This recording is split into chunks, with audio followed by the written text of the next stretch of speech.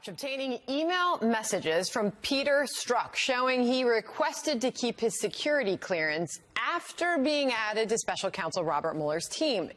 Something Judicial Watch says gave the Mueller probe special access to target President Trump. Joining me now, Judicial Watch President Tom Fitton.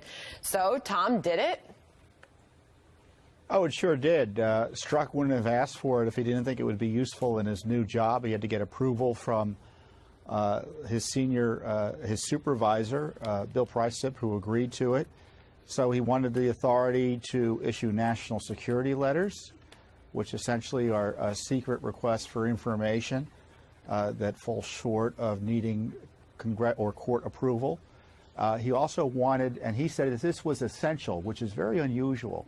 He wanted the ability to declassify information. He wanted to keep that ability. Why on earth would he need that ability in the new position? You know, and Mr. Strzok is not an honest guy in the sense he was removed by Mr. Mueller over these text messages. Mueller didn't tell anyone about it for 4 months. Then he was removed, walked out of the FBI headquarters after the IG report showed more anti-Trump bias.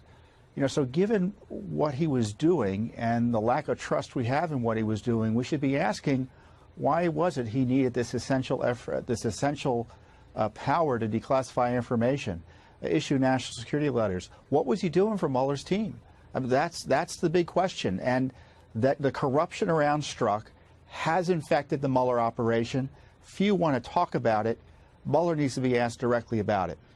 And we asked that question in the context of all of those anti-Trump text messages that have now been revealed between Peter Strzok and his then lover, Lisa Page. So then is this, Tom, are you able to conclude from your own research, is this the smoking gun? Does this prove bias on the part of the FBI towards the Trump campaign? He was asking for unusual authority to use for the benefit of Mr. Mueller. You know, this is why the president's frustrated. He sees Peter Strzok doing these odd things, being an anti-Trumper, and no wonder he's calling on Jeff Sessions to shut the Mueller operation down.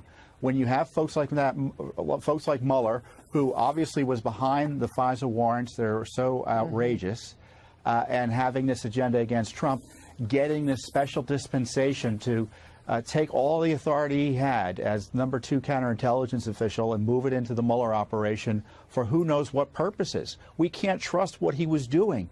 So emails like this lead to more questions.